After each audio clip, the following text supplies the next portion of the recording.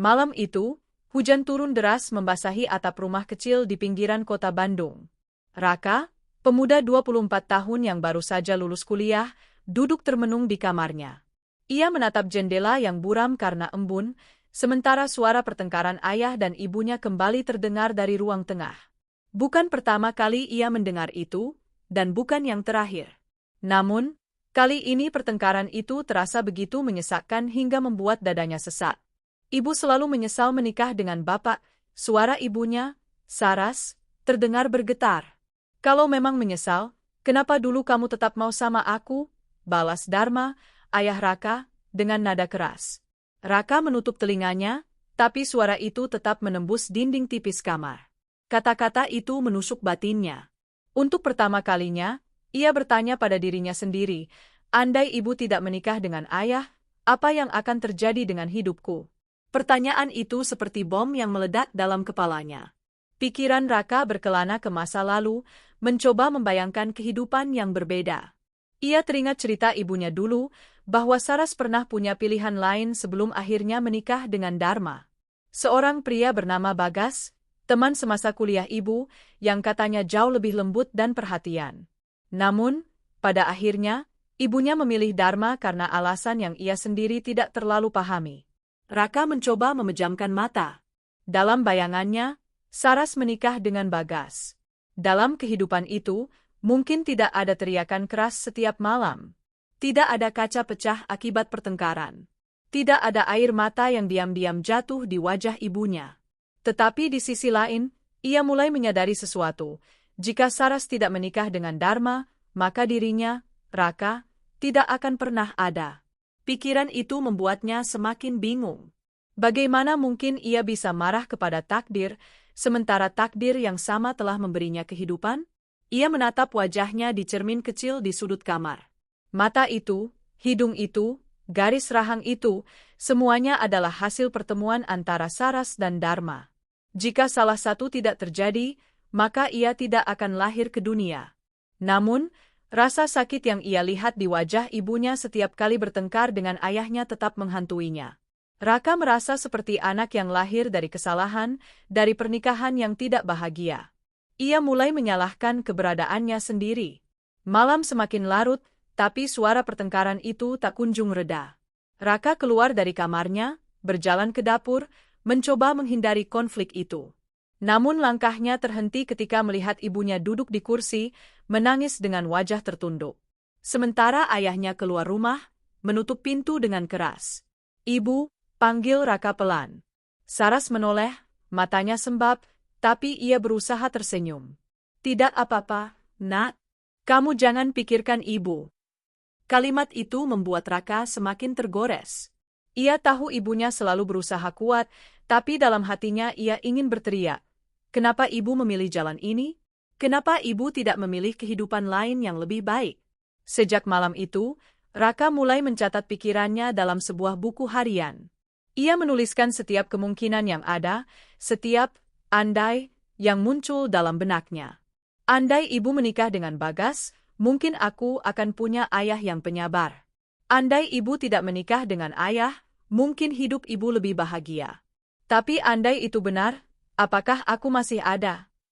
Pertanyaan itu menjadi awal perjalanan batin Raka, perjalanan yang akan membawanya menghadapi masa lalu keluarganya, membayangkan kehidupan yang tidak pernah ada, dan akhirnya menemukan jawaban tentang arti keberadaan dirinya. Narasi ini bukan hanya tentang andai-andai. Ini adalah kisah tentang luka keluarga, pertanyaan tentang takdir, dan pencarian arti sebuah kehidupan.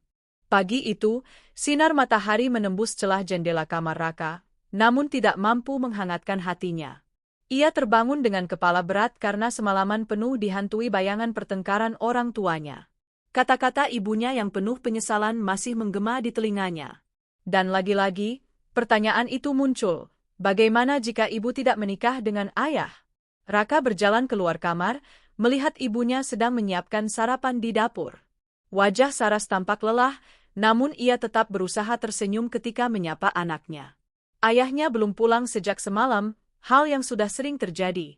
Raka hanya duduk diam di meja makan, memandangi ibunya yang sesekali menghela napas panjang. "Raka, makan dulu." Kamu harus kuat. Jangan ikut-ikutan ibu, kata Saras pelan. Raka hanya mengangguk. Namun, di dalam hatinya, ia terus bertanya-tanya, apakah ibunya benar-benar kuat atau hanya berpura-pura agar ia tidak khawatir?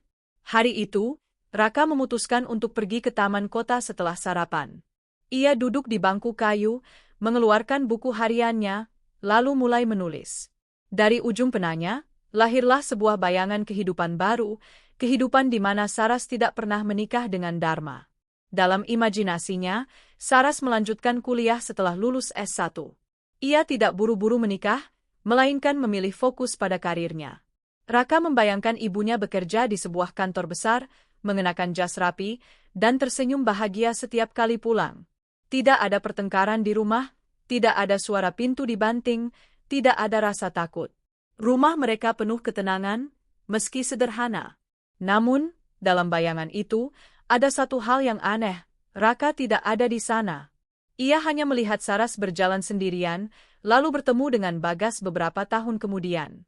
Mereka menikah, dan dari pernikahan itu lahirlah seorang anak perempuan bernama Aruna, bukan dirinya. Raka terdiam. Hatinya terasa kosong. Ia mencoba memasukkan dirinya dalam bayangan itu, membayangkan ia duduk di pangkuan Bagas, memanggilnya, ayah. Namun, semakin ia berusaha, semakin samar sosok dirinya dalam imajinasi tersebut. Seolah-olah dunia itu memang bukan miliknya. Kalau ibu tidak menikah dengan ayah, aku mungkin tidak pernah lahir, gumamnya lirih. Kesadaran itu menusuk lebih dalam. Ia merasa berada di antara dua dunia, dunia nyata yang penuh luka, dan dunia bayangan yang damai tapi tanpa dirinya. Mana yang lebih baik? Hidup dengan kehadiran namun disertai luka, atau tidak ada sama sekali tetapi membiarkan ibunya hidup bahagia? Bayangan itu membuatnya merasa bersalah pada ibunya sendiri. Ia bertanya-tanya, apakah kehadirannya justru menjadi beban? Apakah ibunya menahan semua penderitaan demi dirinya? Pertanyaan itu menghantui langkahnya hingga ia kembali pulang. Di rumah, ia menemukan ibunya sedang duduk di ruang tamu, menatap foto pernikahannya dengan Dharma. Senyum dalam foto itu terasa palsu jika dibandingkan dengan kenyataan sekarang. Raka mendekat dan duduk di samping ibunya.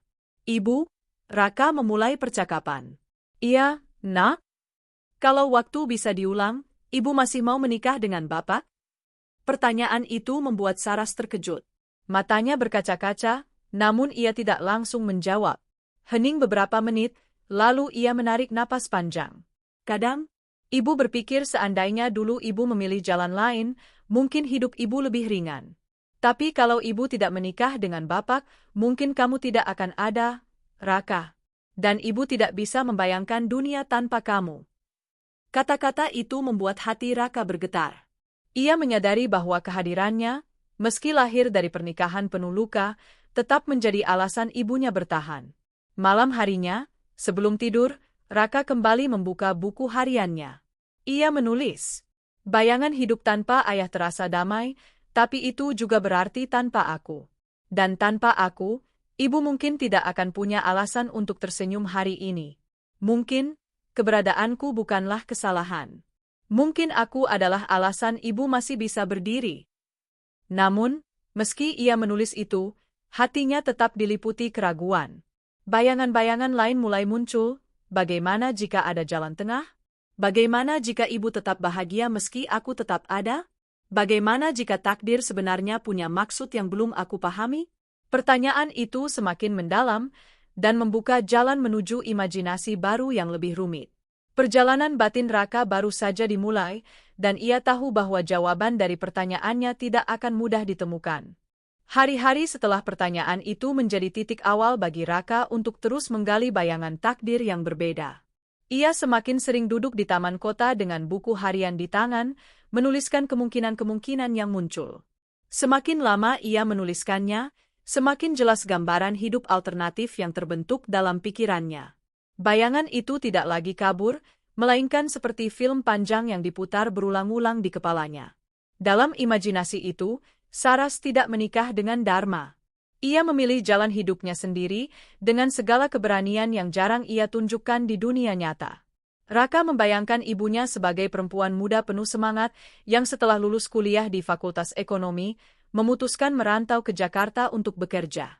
Ia melihat sosok Saras muda yang berambisi besar, mengenakan blazer sederhana dan berjalan cepat di antara gedung-gedung tinggi.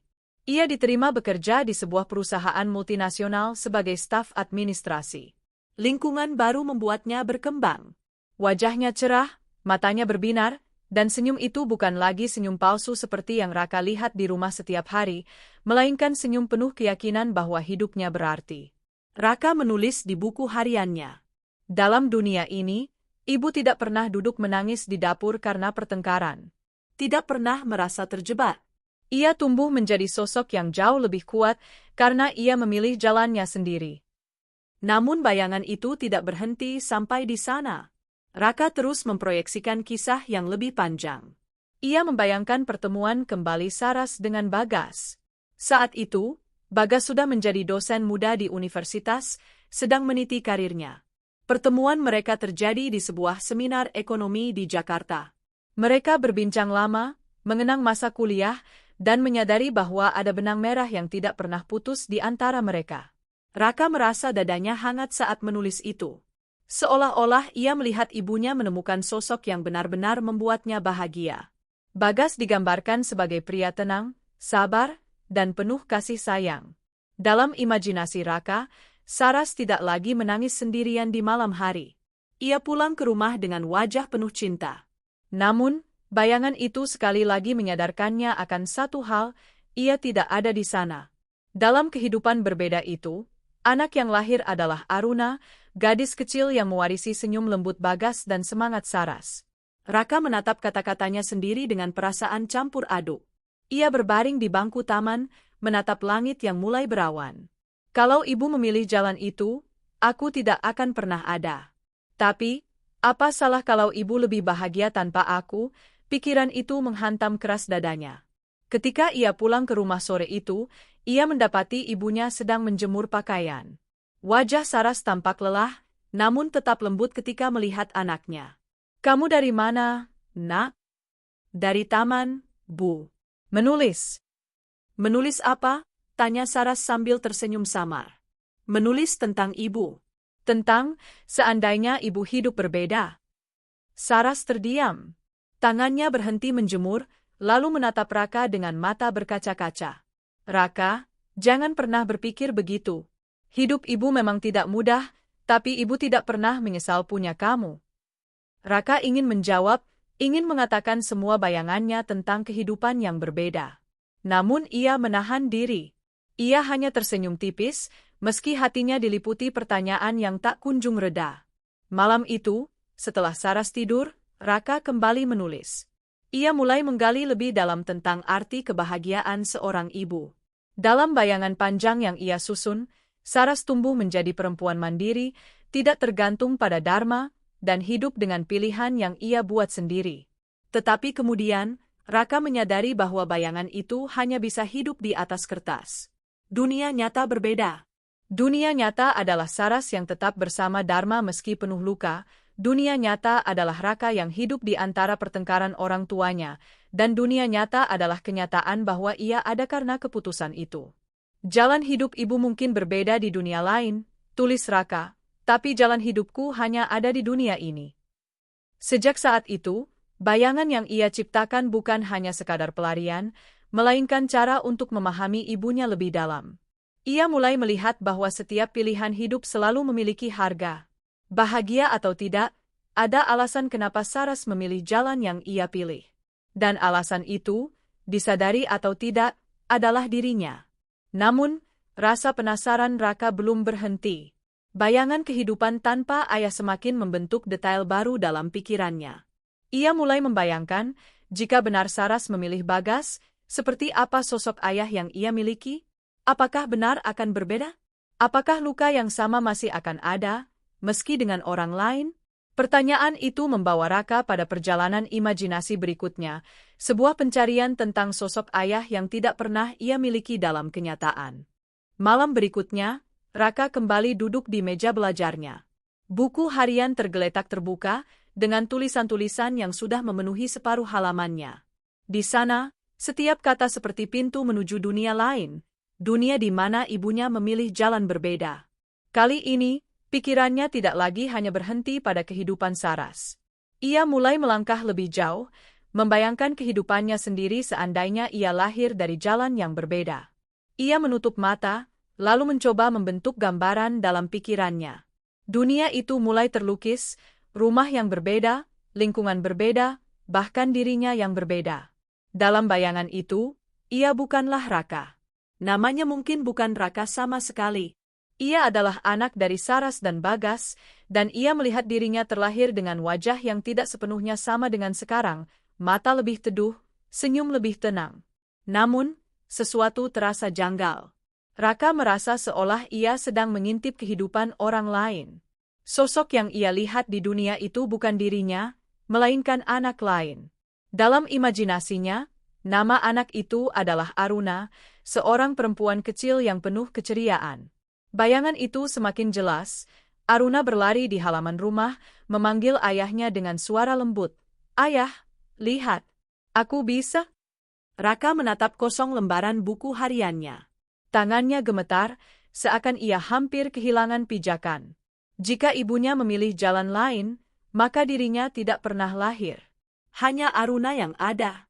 Jadi, aku ini hanyalah hasil dari pilihan yang salah, gumam Raka. Suara itu hampir tak terdengar, namun menghantam keras di dadanya. Ia mencoba melawan pikiran itu dengan menulis sesuatu yang berbeda. Ia membayangkan dunia lain di mana ibunya tetap menikah dengan Dharma, tapi Dharma berubah. Tidak ada pertengkaran, tidak ada kekerasan, hanya rumah sederhana yang penuh cinta.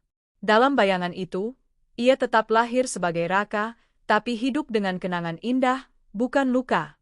Namun, semakin ia mencoba, semakin sadar ia bahwa kenyataan tidak bisa diubah. Ayahnya tetaplah Dharma dengan segala kekurangannya, dan dirinya tetaplah anak yang lahir dari pernikahan penuh luka itu. Siang harinya, Raka pergi berjalan kaki melewati gang kecil menuju warung dekat rumah. Di sana ia bertemu seorang teman lama, Bima. Mereka duduk bersama sambil minum kopi. "Kenapa lo kelihatan murung terus, Kak?" tanya Bima. "Gue cuma kepikiran, hidup gue kayaknya nggak akan ada kalau nyokap gue bikin pilihan lain." Bima terdiam sejenak, lal. Hari-hari berikutnya, Raka semakin terobsesi dengan pertanyaan tentang sosok ayah yang berbeda. Setiap malam, setelah ibunya tertidur, ia duduk di meja belajar, menyalakan lampu kecil, lalu membiarkan pikirannya berkelana. Kali ini, bayangan yang muncul bukan lagi tentang ibunya, melainkan tentang seorang ayah, sosok pengganti yang mungkin bisa mengisi kekosongan yang selama ini ia rasakan. Dalam imajinasinya, ayah itu bernama Bagas, sosok yang sejak dulu diceritakan ibunya. Raka membayangkan Bagas sebagai pria yang penyabar, lembut, dan selalu ada untuk keluarganya. Ia menuliskan detail kecil demi detail kecil, seakan ingin membangun seseorang yang benar-benar nyata di hadapannya. Bayangan itu semakin hidup. Bagas duduk di ruang tamu rumah sederhana, mengenakan kemeja putih, sambil membaca koran. Sesekali ia melipat koran itu, menatap anaknya, dan tersenyum. "Bagaimana sekolahmu hari ini?" tanyanya dengan suara hangat. Raka hampir bisa mendengar suara itu di telinganya. Ia membayangkan dirinya, atau mungkin bukan dirinya, melainkan Aruna, duduk di pangkuan Bagas, mendengar cerita-cerita tentang dunia. Bagas tidak pernah berteriak, tidak pernah meninggalkan rumah dengan pintu dibanting, tidak pernah membuat Saras menangis. Namun semakin dalam ia membayangkan, semakin ia merasakan perih di dadanya. Karena dalam kenyataan, sosok itu tidak pernah ada. Yang ada hanyalah Dharma, ayah yang lebih sering melukai daripada mengasihi. Suatu sore, Raka duduk di kafe kecil dekat kampusnya. Ia menatap pasangan muda yang duduk di seberang, terlihat bahagia bersama anak kecil mereka. Hatinya terasa kosong. Ia membuka buku hariannya dan menulis. "Andai ayahku adalah Bagas, mungkin aku akan belajar tentang kesabaran sejak kecil. Mungkin aku tidak akan takut suara pintu dibanting. Mungkin aku tahu rasanya dipeluk dengan hangat. Tapi kenyataannya, aku tidak tahu itu semua. Yang aku tahu hanyalah luka." Air matanya menetes di atas kertas. Ia buru-buru mengusapnya, takut orang-orang di sekitarnya melihat. Namun, Perasaan itu tidak bisa ia tolak. Ia iri, bukan hanya pada Aruna dalam imajinasinya, tetapi juga pada setiap anak yang memiliki ayah penuh cinta. Malam itu, ketika pulang, ia mendapati ayahnya sudah ada di rumah. Dharma duduk di ruang tamu dengan wajah muram, bau rokok menyelimuti udara. Raka menatapnya lama. Dalam benaknya, ia mencoba mengganti wajah Dharma dengan wajah Bagas yang ia bayangkan. Namun kenyataan menamparnya, sosok di hadapannya tetaplah ayahnya sendiri. Apa lihat-lihat? Bentak Dharma, membuat Raka terkejut. Ia hanya menggeleng, lalu masuk ke kamarnya. Di balik pintu, ia menutup wajah dengan kedua tangan. Luka lama kembali terbuka. Tetapi ada sesuatu yang berbeda malam itu. Alih-alih terpuruk, Raka merasakan sebuah dorongan baru. Ia sadar bahwa ia tidak bisa terus hidup dalam bayangan. Bagas mungkin hanya ada dalam imajinasinya, tapi ia tetap bisa belajar dari sosok yang ia ciptakan itu. Di buku hariannya, ia menulis, "Kalau ayahku tidak bisa jadi contoh, mungkin aku bisa belajar dari bayangan seorang ayah yang tidak pernah ada. Aku bisa jadi lebih sabar, lebih tenang, dan tidak mengulang kesalahan yang sama. Aku bisa jadi ayah yang baik suatu hari nanti, meski aku tidak pernah punya ayah seperti itu." Kesadaran itu membuat dadanya sedikit lebih ringan. Bayangan tentang sosok Bagas bukan lagi hanya tempat pelarian, tapi juga cermin. Ia bisa melihat versi terbaik dari seorang ayah, meski hanya di kepalanya, lalu menjadikannya pegangan untuk masa depan. Namun, perjalanan batinnya belum berakhir. Bayangan itu masih menyisakan pertanyaan besar.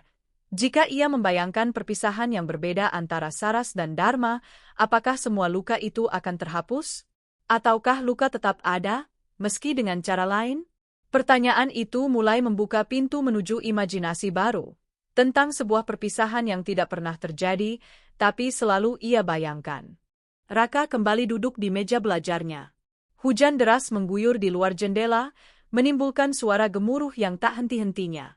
Aroma tanah basah menembus kaca, membawa suasana yang melankolis. Malam itu, ia tidak hanya membayangkan Bagas, ayah pengganti yang tak pernah nyata, melainkan sebuah skenario utuh. Tentang ibunya yang akhirnya berani meninggalkan Dharma, dan bagaimana hidupnya akan berjalan jika perpisahan itu sungguh terjadi.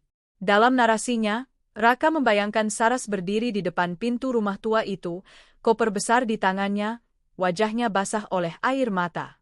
Aruna, versi dirinya yang lain, masih kecil dan memegangi tangan ibunya.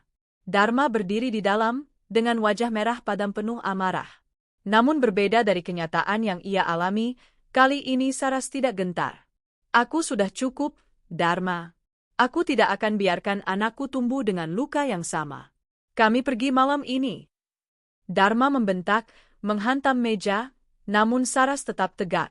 Dalam imajinasi itu, Saras memilih jalan berani, jalan yang dalam kenyataan tidak pernah ia tempuh. Aruna kecil menoleh sekilas, melihat sosok ayahnya yang berteriak-teriak, lalu menunduk. Dalam narasi itu, Saras menuntunnya keluar, melewati gerimis malam, lalu menuju sebuah terminal bus. Dari sana, mereka memulai kehidupan baru, jauh dari Dharma. Bayangan itu begitu jelas bagi Raka. Ia bahkan bisa merasakan detak jantung Saras, ketakutan Aruna, dan aroma basah dari kursi terminal. Ia menuliskan semuanya di buku hariannya, seperti sedang menulis sebuah kisah nyata. Namun saat ia berhenti menulis, sebuah kesadaran menghantamnya. Kenapa ibu tidak pernah benar-benar melakukannya? Pikirnya. Pertanyaan itu mengaduk-aduk hatinya. Ia tahu Saras selalu punya alasan, ketergantungan ekonomi, rasa takut, stigma sosial. Tapi membayangkan sebuah kehidupan tanpa Dharma membuatnya semakin sulit menerima kenyataan bahwa mereka tetap tinggal bersama lelaki itu begitu lama. Raka berbaring, memandang langit-langit. Ia merasa sedang hidup di dua dunia, dunia nyata yang penuh luka, dan dunia imajiner yang penuh harapan. Dua dunia itu kadang terasa begitu dekat, seolah ia bisa melangkah masuk ke dalam bayangannya sendiri. Beberapa hari kemudian, rasa penasaran itu mendorong Raka untuk menanyakan sesuatu yang selama ini ia simpan. Malam itu, ketika hanya ada dia dan ibunya di meja makan, ia memberanikan diri. "Bu," suaranya lirih, "kenapa dulu ibu nggak pernah ninggalin ayah?" Saras terdiam. Sendoknya berhenti di tengah gerakan. Wajahnya tampak ragu, matanya bergetar, seolah pertanyaan itu membuka luka lama. Karena aku takut, Nak, jawab Saras pelan. Takut nggak bisa ngurus kamu sendirian. Takut nggak ada tempat tinggal, nggak ada makanan. Aku kira bertahan lebih baik, meski aku salah. Jawaban itu membuat hati Raka terasa hancur sekaligus lega. Ia akhirnya tahu alasan di balik semuanya, meski alasan itu tak mengurangi rasa perih. Malam itu, ia kembali menulis di buku harian. Andai perpisahan itu benar terjadi, mungkin aku tidak akan setakut ini sekarang. Mungkin aku akan belajar arti keberanian dari ibu. Tapi aku juga mengerti, ibu hanya manusia. Ia memilih bertahan karena takut. Dan aku harus belajar memilih jalan lain agar tidak mengulang kesalahan yang sama. Narasi yang ia bangun semakin menegaskan garis batas antara dirinya dan Dharma. Jika Saras tidak pernah berani memutuskan perpisahan, maka Rakalah yang harus berani menciptakan perpisahan dalam dirinya sendiri, memutus rantai luka, meski hanya dalam bentuk sikap, bukan kepindahan fisik. Namun pertanyaan lain terus menghantuinya. Jika Saras benar-benar memilih pergi waktu itu, apakah hidup mereka benar-benar akan lebih baik? Ataukah luka hanya akan berganti bentuk? Bayangan itu tidak sepenuhnya menjawab, melainkan membuka pintu bagi kemungkinan lain. Tentang dirinya sendiri yang tumbuh dalam dunia tanpa Dharma, sebuah kehidupan alternatif yang ingin ia jelajahi lebih jauh. Dan malam itu, Raka menyadari, ia sudah terlalu dalam masuk ke labirin, andai-andai. Tapi justru dari situlah, ia menemukan secercah arah untuk masa depan. Hari-hari berikutnya, Raka semakin larut dalam labirin imajinasinya. Ia mulai menuliskan sebuah dunia alternatif yang sepenuhnya berbeda, dunia tanpa Dharma. Bukan hanya sekadar Saras yang berani pergi, melainkan sebuah semesta lain di mana Dharma tidak pernah ada dalam hidup mereka. Dalam tulisannya, Raka membayangkan Saras menikah dengan Bagas, pria yang selalu muncul dalam cerita masa lalunya. Rumah kecil mereka berdiri di pinggir kota, dengan halaman yang penuh bunga kertas dan suara ayam berkokok di pagi hari. Aruna, sosok alternatif dirinya, tumbuh dalam pelukan kasih sayang, tanpa harus mendengar bentakan atau melihat air mata ibunya setiap malam. Setiap detail ia susun hati-hati. Bagas mengantar Aruna ke sekolah dengan sepeda motor tua, tertawa sepanjang jalan, sementara Saras menunggu mereka pulang dengan menyiapkan teh manis hangat. Malam harinya, mereka duduk bersama di ruang tamu, mendengarkan radio atau sekadar bercengkerama. Tidak ada bau rokok, tidak ada kursi yang terbalik karena amarah, tidak ada ketakutan setiap kali pintu digedor keras. Raka merasa hidup dalam bayangan itu jauh lebih nyata daripada kenyataan. Ia bisa merasakan kehangatan Bagas menepuk bahu Aruna, bisa mendengar Saras bernyanyi pelan di dapur. Bahkan ia bisa mencium aroma masakan sederhana yang memenuhi rumah mereka. Namun di balik semua itu, Raka mulai menyadari sesuatu. Kehidupan yang ia tulis terasa begitu sempurna, terlalu mulus. Seakan-akan ia sedang menipu dirinya sendiri. Ia tahu, bahkan jika Saras menikah dengan Bagas, hidup mereka tidak akan selalu tanpa masalah. Akan ada tantangan lain, mungkin dalam bentuk kemiskinan, kesalahpahaman, atau rasa lelah yang tidak terelakkan. Kesadaran itu membuatnya termenung. Ia menutup buku hariannya, lalu menatap bayangan wajahnya sendiri di kaca jendela. Apa aku hanya sedang melarikan diri dari kenyataan? Gumamnya. Suatu sore, ia duduk bersama ibunya di beranda rumah. Langit jingga, dan suara burung sore terdengar samar. Raka ingin sekali bertanya, tapi kali ini ia hanya berkata pelan. Bu, kalau ibu dulu menikah sama Bagas, hidup kita bakal gimana, ya? Saras terdiam lama. Senyumnya tipis, tapi matanya berkaca-kaca. Aku nggak tahu, Nak. Mungkin lebih baik, mungkin juga tidak.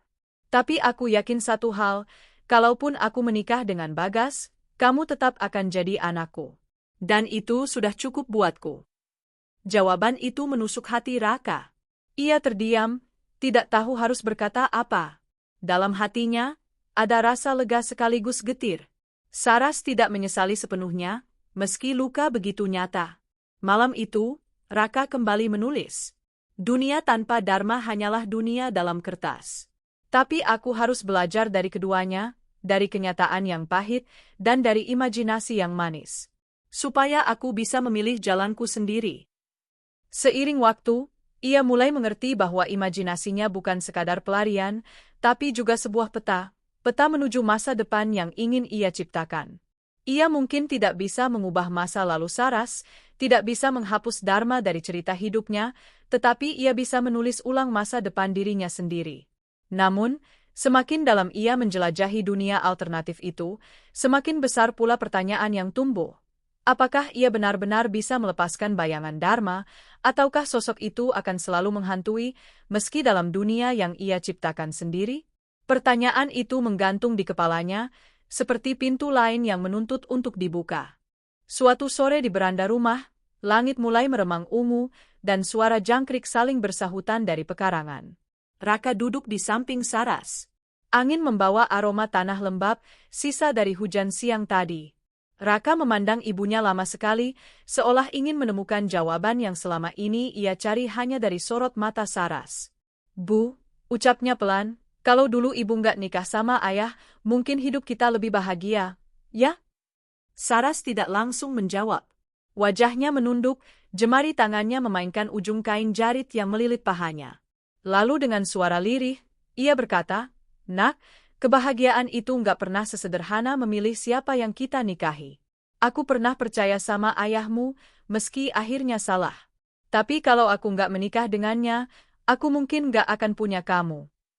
Kata-kata itu menusuk hati Raka. Di satu sisi, ia mengerti ibunya ingin menguatkan.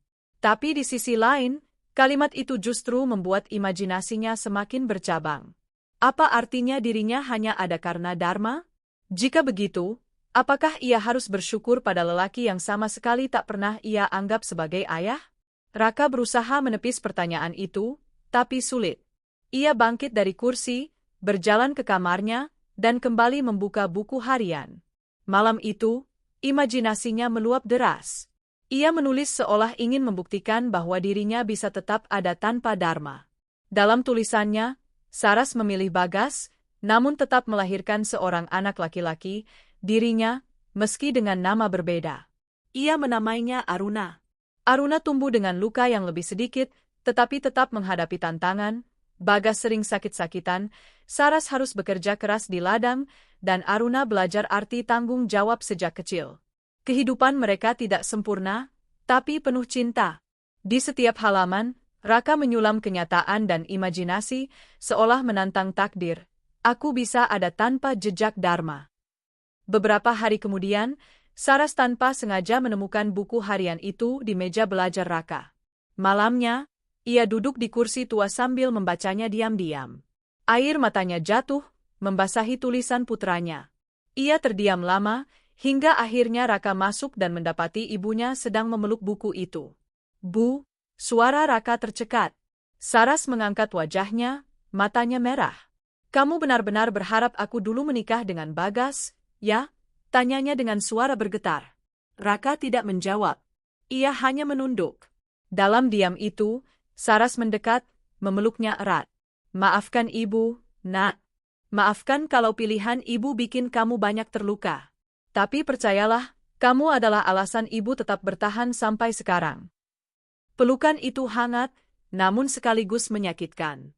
Raka merasa seperti terbelah dua, antara menerima kenyataan bahwa dirinya lahir dari pernikahan Saras dan Dharma, atau terus memelihara dunia alternatif di mana ia lahir tanpa jejak lelaki itu. Malam itu, setelah Saras tertidur, Raka menatap kertas kosong di depan matanya. Pena di tangannya gemetar. Ia menyadari, cepat atau lambat, ia harus memilih. Terus bersembunyi dalam imajinasi, atau belajar menerima kenyataan pahit untuk kemudian membangunnya kembali dengan tangannya sendiri. Namun satu hal sudah pasti, dunia imajiner yang ia ciptakan telah mengajarkannya keberanian.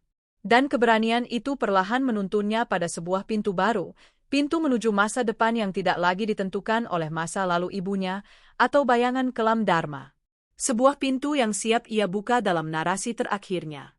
Pagi itu, matahari muncul perlahan dari balik bukit, menebarkan cahaya keemasan ke halaman rumah sederhana mereka. Raka duduk di meja belajarnya, menatap buku harian yang kini penuh coretan, dunia-dunia alternatif yang ia ciptakan, hidup-hidup baru yang ia tenun untuk dirinya dan ibunya. Setiap halaman bagai cermin yang merefleksikan luka, harapan, dan keinginan yang tidak pernah terwujud. Ia sadar, semakin lama ia larut dalam imajinasi, semakin sulit ia membedakan batas antara nyata dan maya. Namun satu hal mulai ia pahami, imajinasi itu bukan untuk menggantikan kenyataan, melainkan untuk memahaminya. Dunia tanpa dharma mungkin tidak pernah benar-benar ada, tetapi dari sanalah ia belajar apa yang sebenarnya ia inginkan, kedamaian, kasih sayang, dan keluarga yang tidak diguncang oleh ketakutan. Hari itu, Raka memberanikan diri berbicara lagi dengan Saras. Mereka duduk berdua di ruang tamu, cahaya sore menembus tirai tipis, menggambar pola cahaya di lantai. "Bu," kata Raka lirih, "aku sering bayangin, kalau ibu nikah sama Bagas, atau sama siapapun yang lebih baik. Aku bahkan nulis ceritanya di buku. Tapi, makin lama aku sadar, itu cuma mimpi. Yang nyata, ibu tetap pilih ayah, dan aku lahir dari situ." Saras menatap putranya dengan mata berkaca-kaca. "Raka, kamu nggak salah kalau berandai-andai. Ibu pun sering melakukan itu. Tapi pada akhirnya, hidup memang bukan soal andai, melainkan soal apa yang ada sekarang. Kamu hadir di dunia ini bukan sekadar karena pilihan ibu salah atau benar. Kamu hadir karena Tuhan memang mengizinkan kamu ada. Dan itu lebih penting dari semuanya." Kata-kata itu menetes ke hati Raka bagai hujan yang membasahi tanah kering.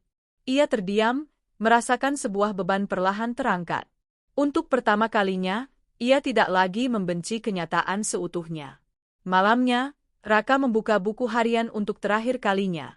Kali ini, ia tidak menulis tentang dunia tanpa dharma, tidak pula tentang Aruna, sosok alternatif dirinya. Ia menulis tentang dirinya sendiri, Raka, anak dari Saras, yang tumbuh dari luka tetapi juga dari cinta. Ia menulis, "Jika hidup ini adalah cerita, maka aku bukan hanya pembaca yang harus menerima jalan kisah. Aku juga penulisnya. Dan mulai hari ini, aku akan menulis bab-bab baru tanpa harus terikat oleh masa lalu. Dharma mungkin bagian dari ceritaku, tapi dia bukan penutupnya. Penutupnya akan kutentukan sendiri." Saras masuk ke kamar, melihat Raka tersenyum kecil di balik buku. Ia tidak bertanya apa yang sedang ditulis putranya, hanya duduk di tepi ranjang, mengusap rambutnya dengan lembut. "Nak, ibu percaya, kamu akan tumbuh jadi seseorang yang jauh lebih baik dari ayahmu. Jangan takut pada bayangan masa lalu. Tulis hidupmu sendiri, ya." Raka mengangguk, matanya berkaca-kaca, tapi hatinya hangat. Ia tahu jalan di depannya masih panjang, penuh rintangan dan pertanyaan. Namun kini ia punya kekuatan baru. Keberanian untuk menerima jejak yang ada, sekaligus kebebasan untuk menulis ulang masa depannya. Di luar, malam merayap pelan. Bintang-bintang muncul di langit, seolah mengamini janji dalam hati Raka.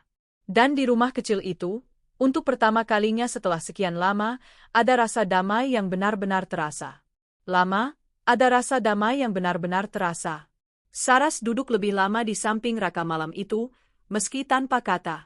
Hanya suara jangkrik yang menjadi musik latar, mengisi keheningan yang hangat. Beberapa hari kemudian, Raka mulai menunjukkan perubahan.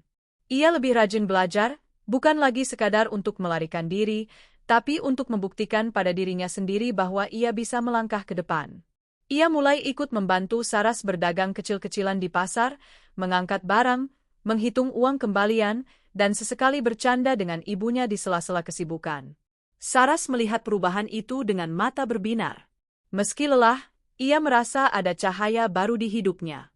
"Kamu sudah besar, Nak," katanya suatu sore sambil merapikan dagangan. "Ibu bangga sama kamu."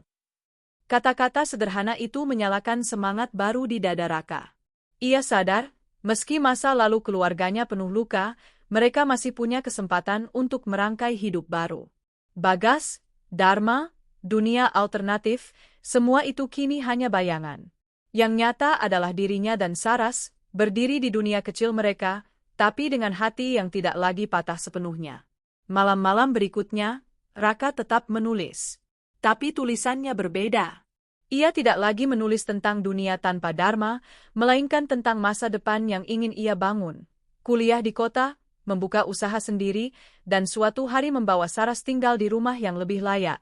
Ia menulis dengan semangat, seakan setiap kalimat adalah doa yang dikirimkan ke langit. Saras kadang membacanya diam-diam. Setiap kali menemukan coretan penuh keyakinan itu, ia tersenyum dengan air mata yang jatuh tanpa bisa ditahan. Anakku benar-benar sedang tumbuh, bisiknya pada diri sendiri. Waktu terus berjalan. Luka memang tidak pernah benar-benar hilang, tapi perlahan berubah menjadi bekas yang mengajarkan kekuatan. Raka belajar bahwa masa lalu adalah bagian dari dirinya, tapi tidak harus menentukan masa depannya. Dan pada suatu pagi yang cerah, ia menatap matahari yang terbit dengan senyum kecil. Andai ibu tidak menikah dengan ayah, mungkin aku tidak akan ada. Tapi karena ibu menikah dengan ayah, aku bisa belajar arti luka, dan dari luka itu aku bisa tumbuh. Itu sudah cukup. Kalimat itu menjadi penutup buku hariannya. Namun dalam hatinya, ia tahu cerita sesungguhnya baru saja dimulai. Sebuah cerita yang bukan lagi ditulis di atas kertas, melainkan di jalan-jalan panjang kehidupannya sendiri.